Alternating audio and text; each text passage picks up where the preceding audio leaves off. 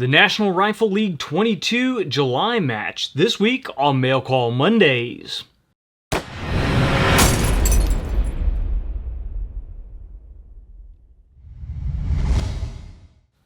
Mail Call Mondays is brought to you by Modular Driven Technologies. If you need a chassis system for your precision rifle, check out mdttac.com.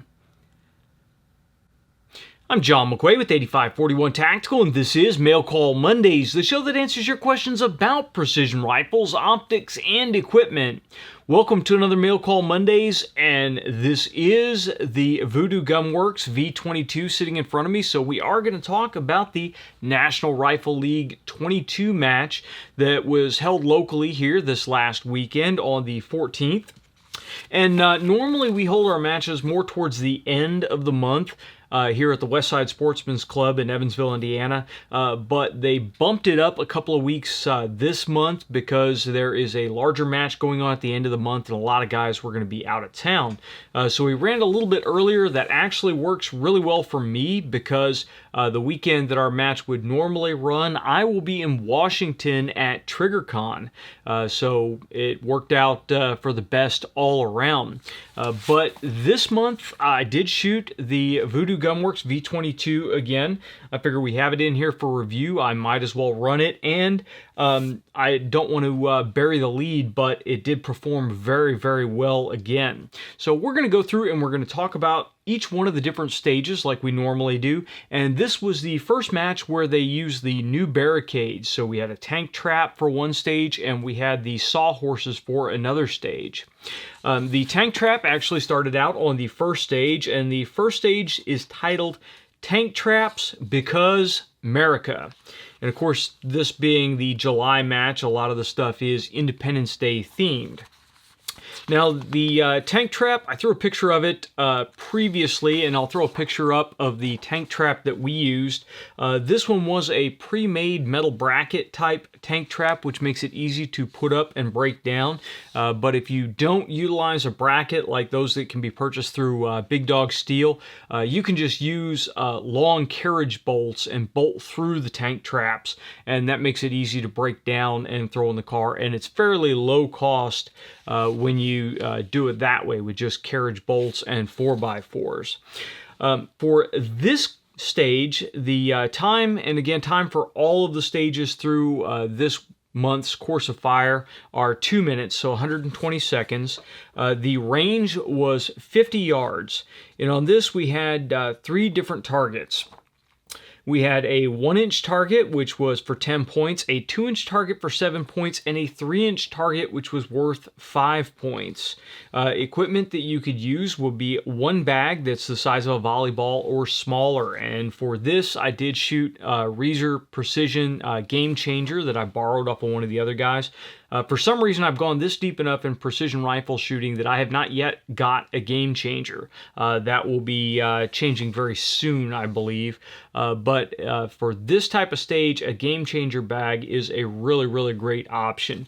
The nice thing about the Game Changer is it will form to a lot of different barricades, and because of the way the 2 lobes on the Game Changer work, they basically, when you set the rifle on top of it, they push down and they create angles that help support the rifle.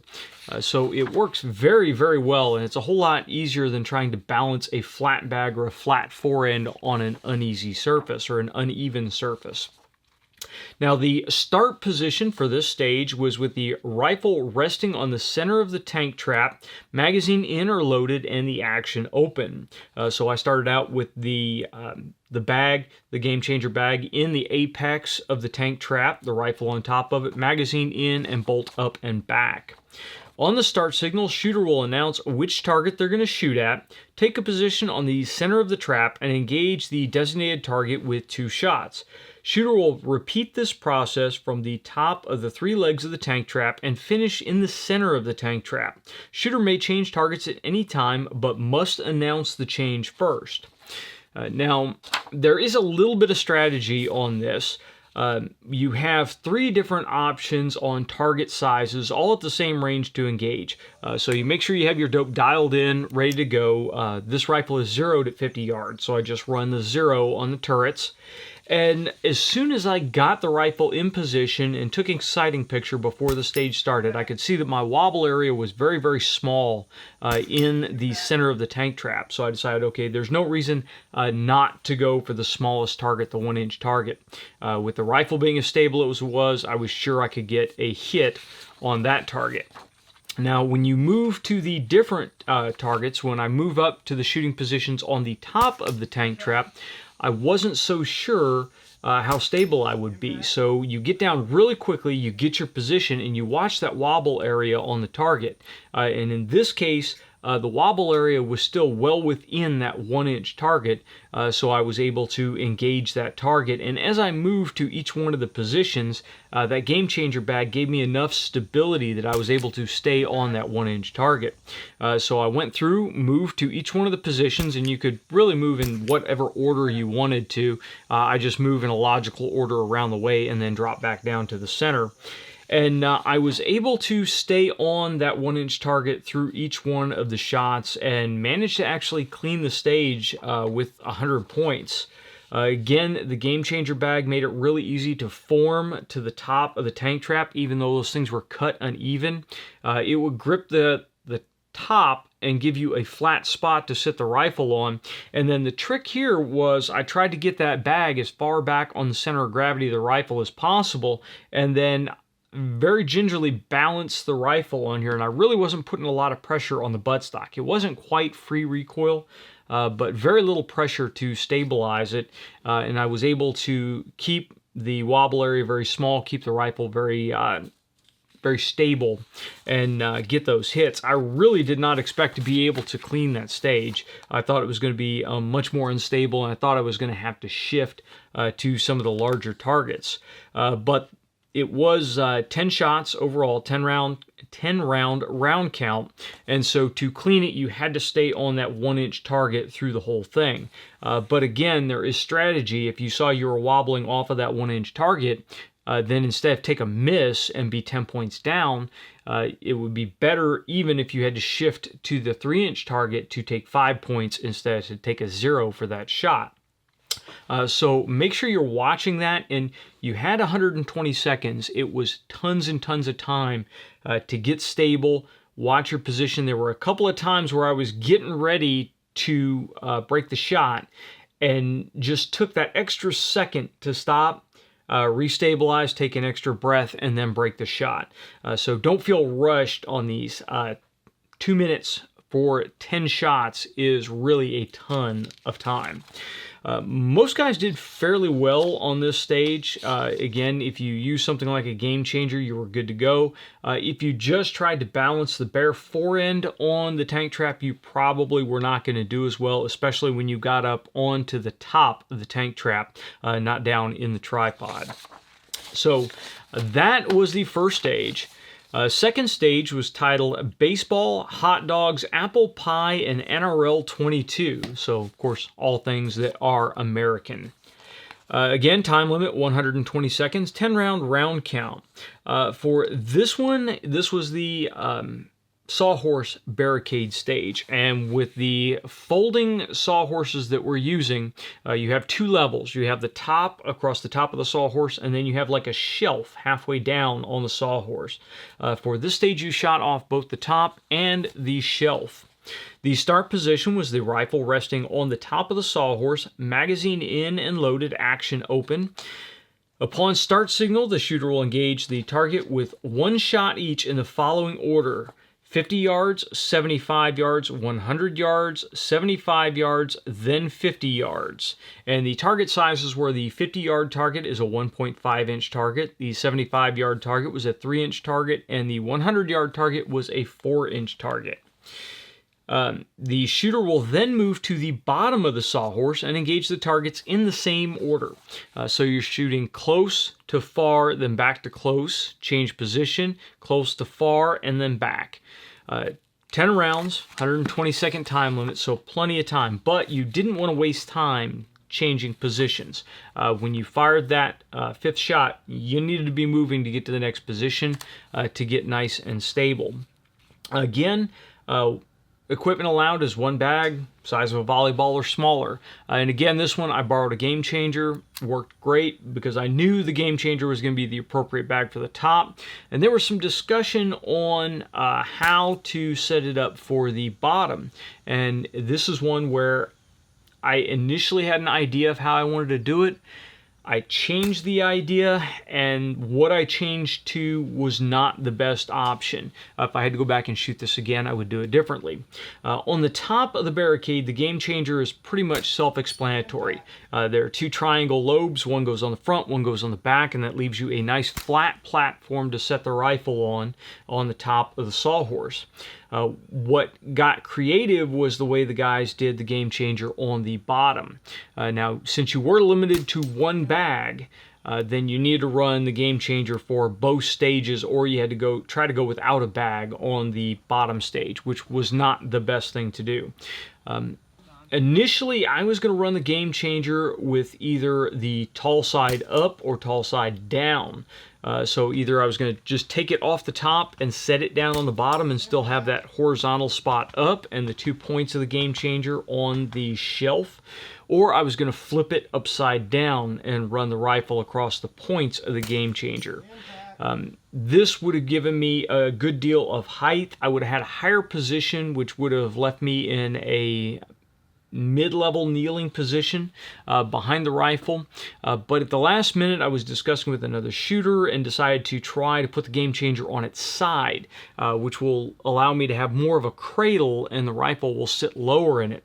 This gave me a lower shooting position at the back of the rifle, but in this case what it did is it ended up causing the magazine to interfere with the shelf. If I got the rifle far enough forward to where I was comfortable, I actually hooked the magazine on the edge of the shelf, and there was one point where it popped off the edge and dropped down, and it really jacked up my position a little bit. So I cleaned it across the top. I came down to the bottom, and as I was shooting across the bottom, I dropped 2 targets on the bottom. So I came away from that with 80 points overall, 2 misses, and I wasn't real happy with it. I came off, looked at it, and said that was just totally a bad position. I could have fixed that.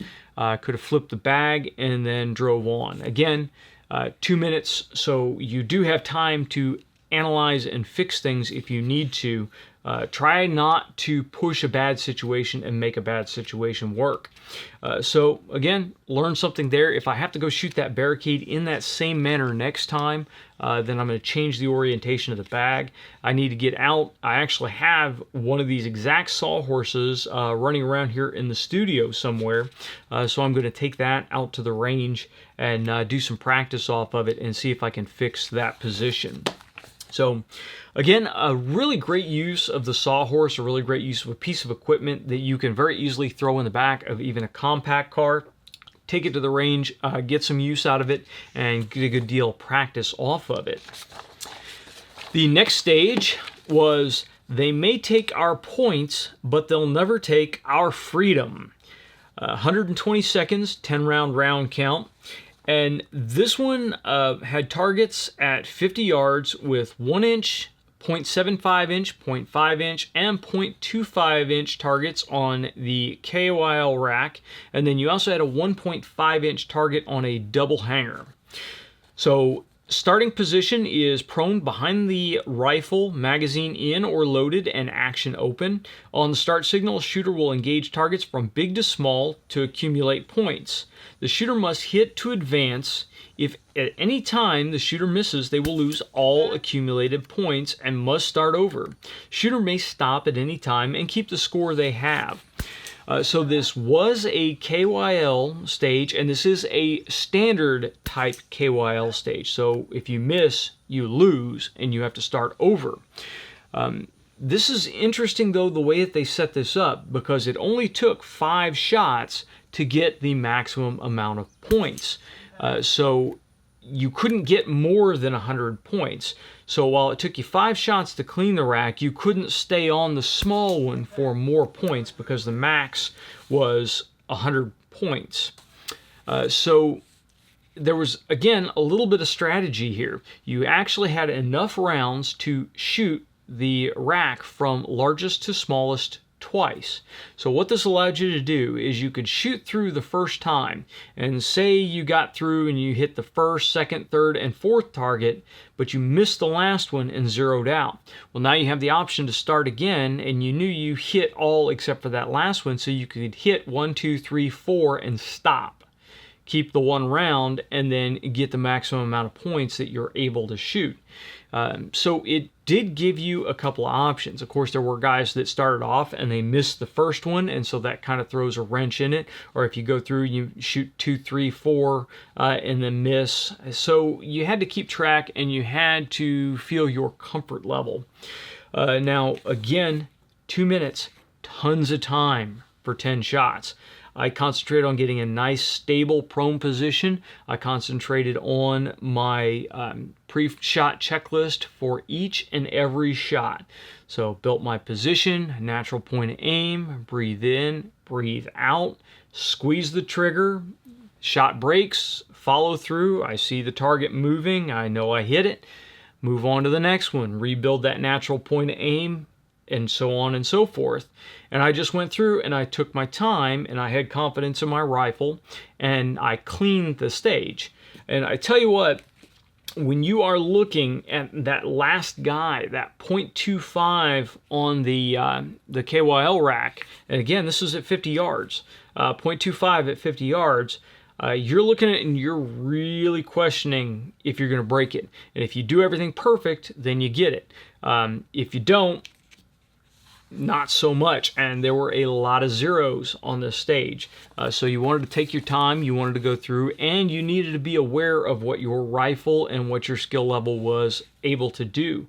We had guys that would go through it, and they would go, 1, 2, and miss 3, 1, 2, and miss 3, and we tell them, look, shoot 1, 2, and stop. Because walking away with, if you hit 1, 2, and stopped, then that would have been 25 points. Walking away with 25 out of 100 or a 0 out of 100, that should be an easy choice. So if you're getting hung up on it, then shoot what you knew you could hit, shoot the meatballs, and then stop. Again, a really fun stage.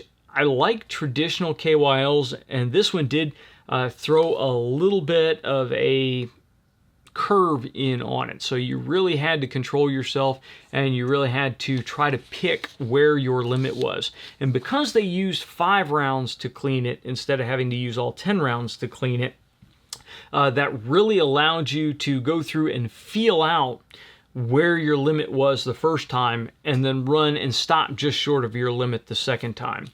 So if you really thought about it and used some strategy, then it was a ton of fun. And our next stage is Suns Out, Guns Out, and this is the paper stage. And the guys were actually joking with me out at this match because I really dislike paper stages. Didn't do too terrible on this one, but I still really dislike paper stages. But sometimes paper stages are needed to help break up the field a little bit more, to help break out or act as a tiebreaker sometimes, because you can get more granular on the points on a paper stage, meaning that instead of having increments of 10 or increments of 5, you can actually get down into 2s and so forth with this stage. So you can break them apart, and sometimes first and second place is only separated by 2 points. So paper stages are kind of necessary. Again, this time we were able to run 2 shooters at a time. We ran 2 different shooting positions, so we went through it pretty quick. Guys have gotten a whole lot more comfortable, I think, with getting down, getting their target found, and we didn't have really any problems with cross shooting or shooters shooting on someone else's target. So it worked really, really well. This was, again, 2 minutes. It was at 50 yards, and we were shooting these 1.5-inch sun targets here. Again, the size is pretty much standard. They just kind of change up the image that is on them. 10 points for the center ring, 7 points for the next larger ring, or 5 points for the outer ring. So you could separate things pretty easily.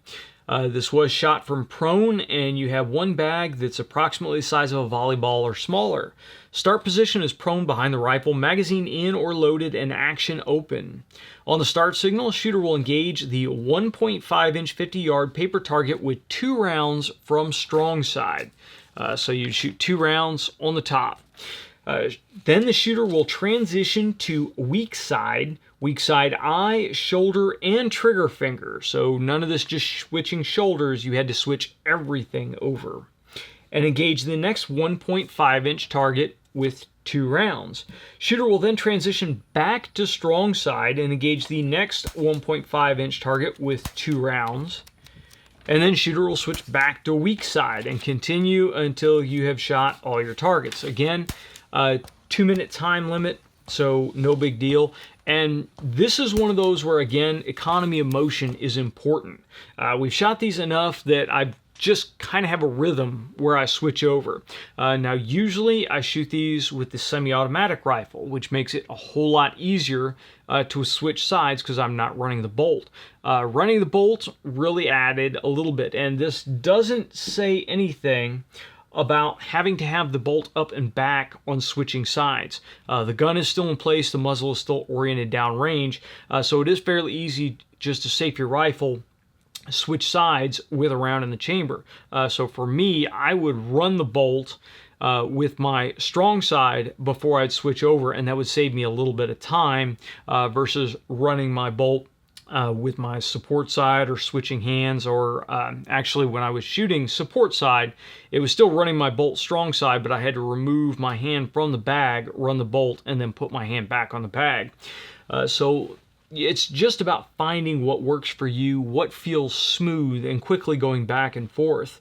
And because we're not transitioning between targets, your paper target was in one spot and you were just switching which your aiming point on that target was, it's best to get a solid position on the rifle, and then when you switch sides, take your body off the rifle, switch shoulders, and then come back into the rifle without disturbing the rifle itself. And that allowed you to stay on a higher magnification on the scope and allowed you to get back on target and get back into that firing cycle without having to move around and change your position and change your bag elevation and all that. So again, just switching back and forth. This was actually my target from it. This time I thought ahead of time and pulled the target off so you guys can see. And I wanted to show you this to show you that this is a really, really spot-on rifle. I had some problems last month with a strange elevation change. I really didn't have that this month.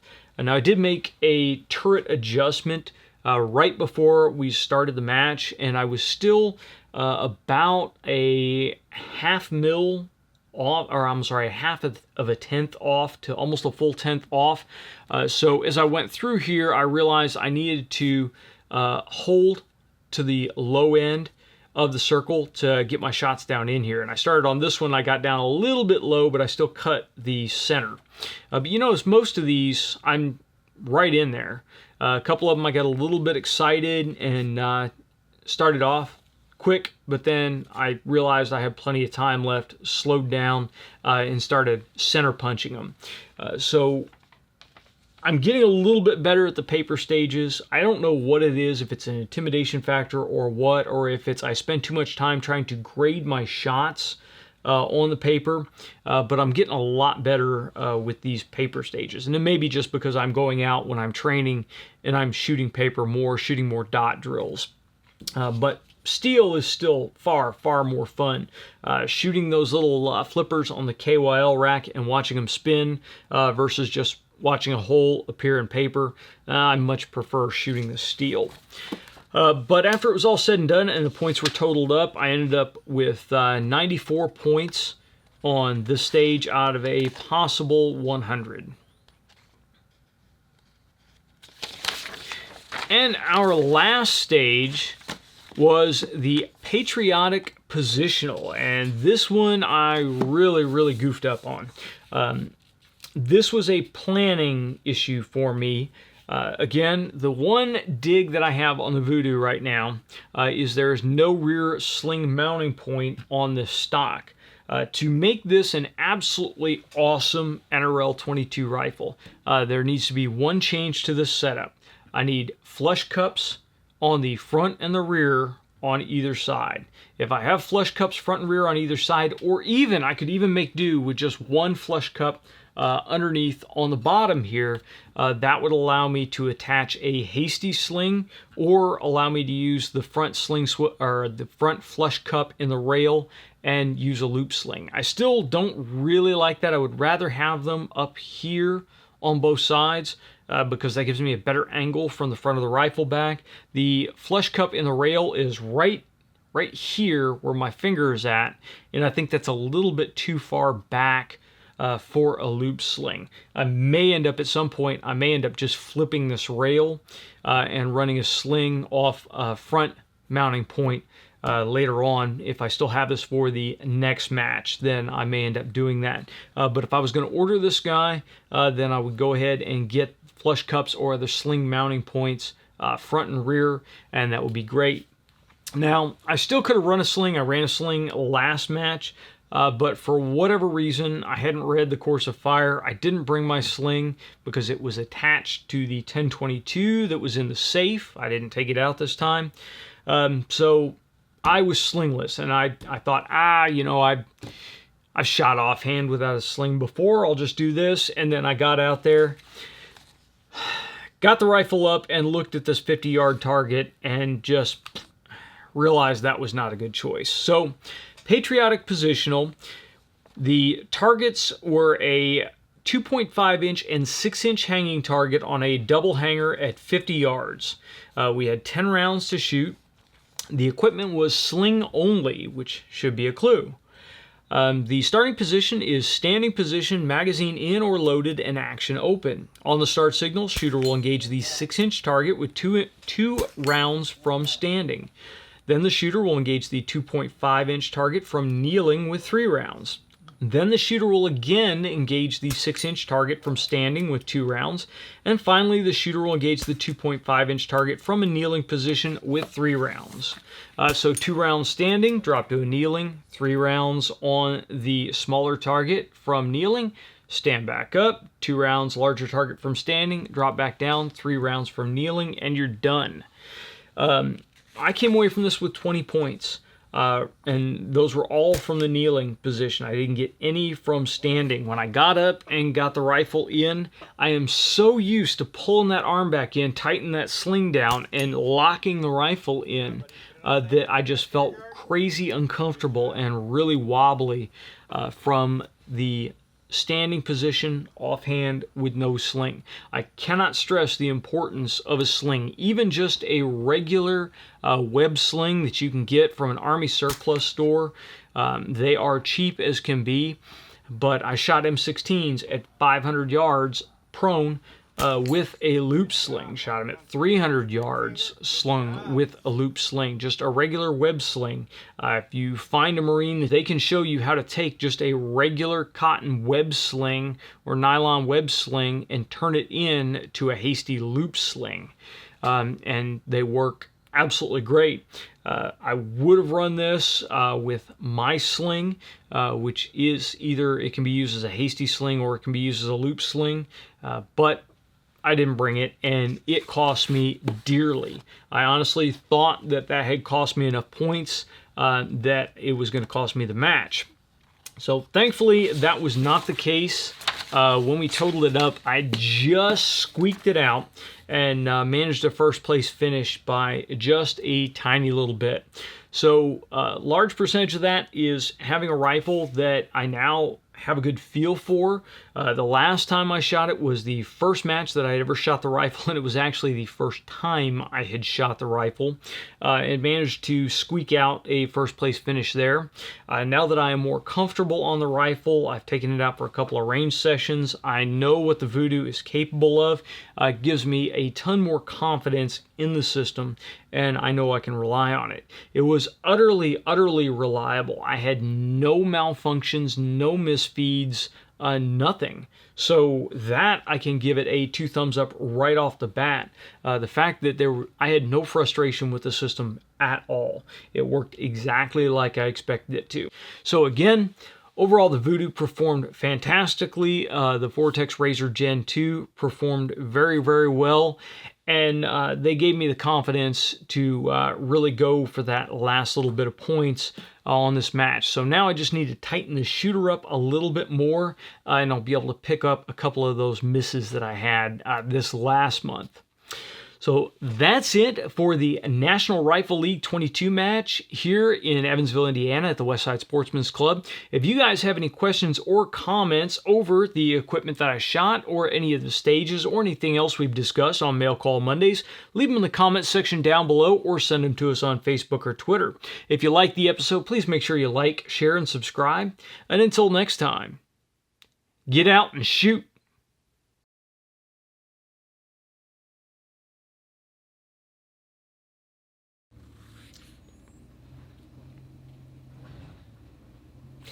And we'll wait for the trash truck to go by outside. That is one of the disadvantages of doing Mail Call Mondays on Monday, because Monday also happens to be trash day here. And with not much more than a garage door between me and the trash trucks, I can get a little loud in here. So